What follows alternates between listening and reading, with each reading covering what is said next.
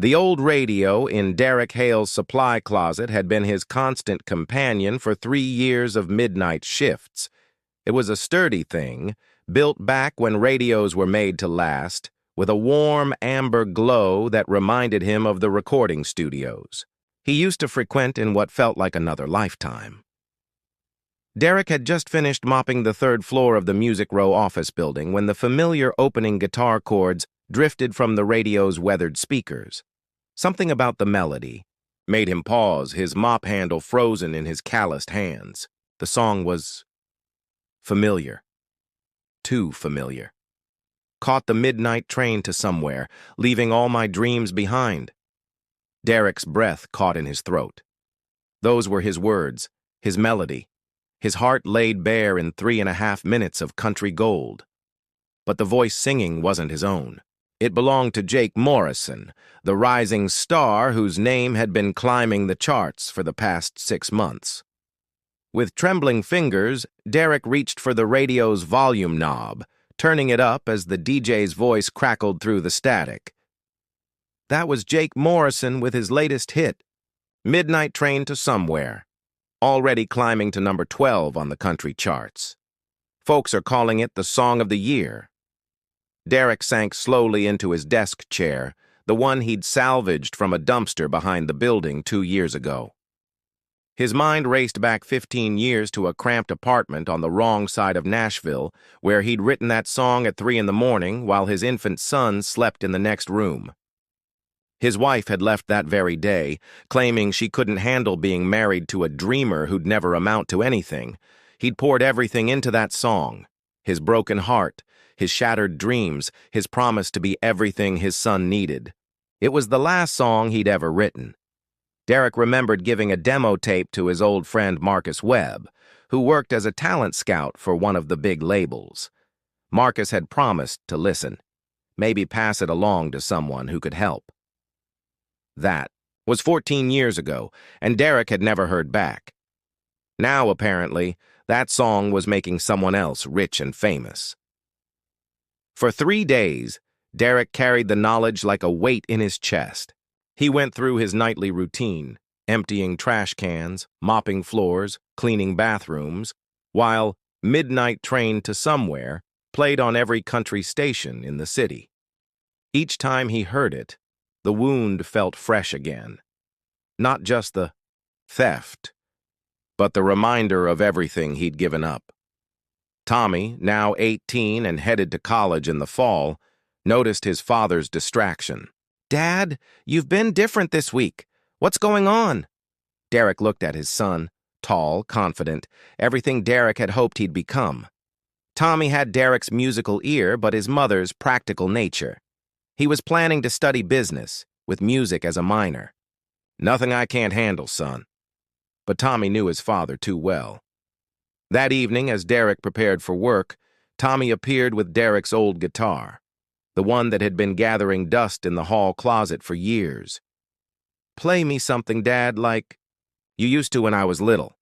Derek's hands felt foreign on the familiar frets, but muscle memory is a powerful thing.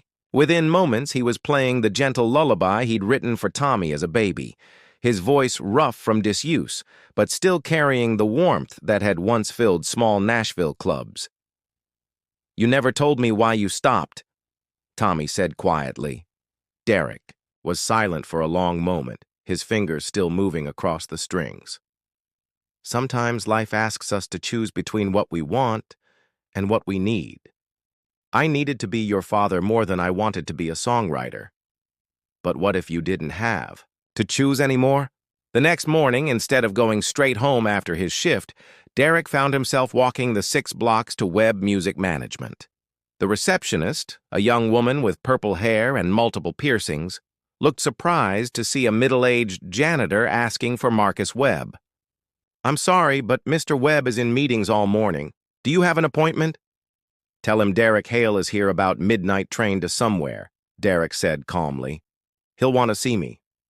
20 minutes later, Derek sat across from Marcus Webb, in an office that probably cost more than Derek made in 2 years.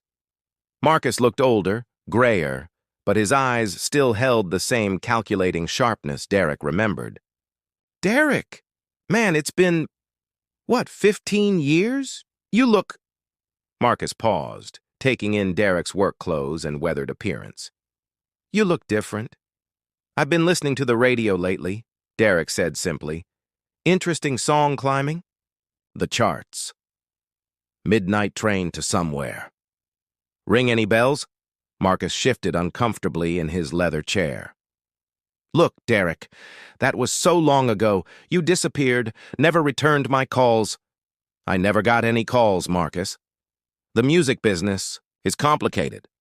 Songs get passed around, changed, developed by multiple writers. Derek reached into his back pocket and pulled out a folded piece of paper. The original lyric sheet, dated and signed, along with a copyright registration he'd filed years ago but never followed up on. This is my song, Marcus. Every word, every note. And right now, Jake Morrison is making millions off my midnight heartbreak. For the next hour, they talked, not as old friends, but as two men who'd chosen very different paths through the same dream. Marcus explained about the demo tape, how it had sat in a pile for months before an intern discovered it and passed it to a staff writer who developed it into the version Jake Morrison recorded. We can make this right, Marcus said finally.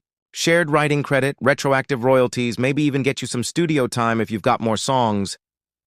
Derek was quiet for a long moment, looking out the window at Music Row's bustling streets where dreams were bought and sold like commodities. I don't want money, Marcus. I don't want fame. I don't even want credit. Marcus blinked in surprise. Then what do you want? I want Jake Morrison to know who really wrote that song. I want him to know about the night I wrote it and why. And I want him to keep singing it because maybe someone out there needs to hear it as much as I needed to write it.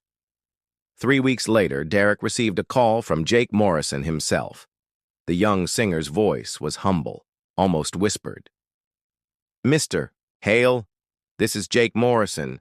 I'd like to meet you, if that's okay.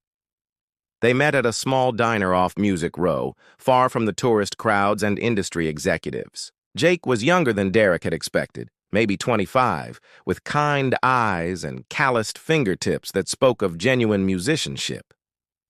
I had no idea, Jake said, his coffee growing cold between his hands. When they brought me the song, they said it was from their catalog. I never thought... I should have asked more questions. Derek studied the young man across from him. Tell me why you chose it. Out of all the songs they probably pitched you, why that one? Jake was quiet for a moment.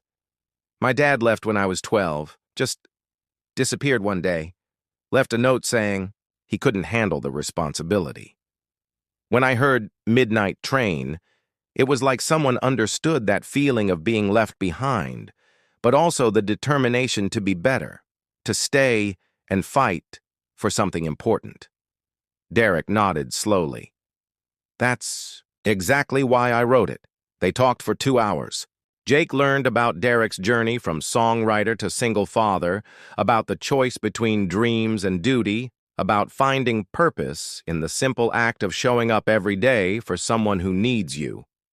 Derek learned about Jake's own struggles, his commitment to honest songwriting, his desire to use his growing platform to tell stories that mattered. I want to do something, Jake said finally. Not just give you credit or money, though that's going to happen whether you want it or not.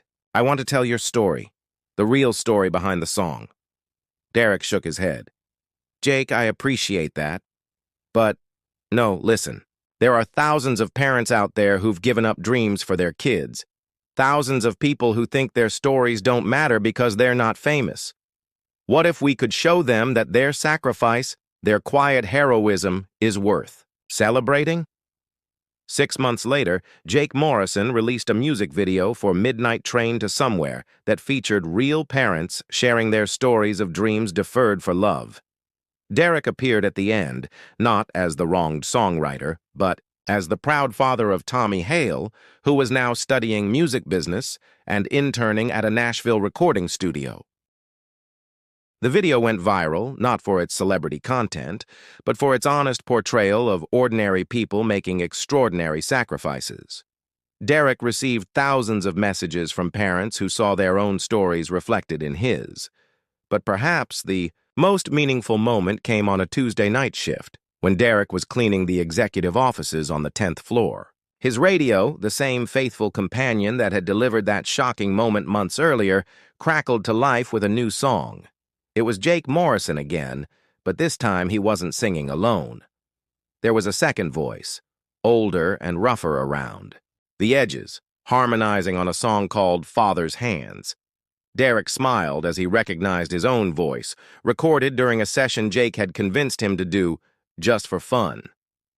It was a song about passing wisdom from one generation to the next, about the pride of watching your child surpass your own dreams. As the song faded, the DJ's voice filled the small office. That's Jake Morrison featuring Derek Hale, the Nashville Deer. Janitor, whose stolen song became a lesson in forgiveness and second chances. Their collaboration album, Working Man's Dreams, debuts at #1 on the country charts this week. Derek chuckled softly, running his weathered hands over the mop handle. In a few hours, he'd go home to an empty house. Tommy had moved into his own apartment near campus.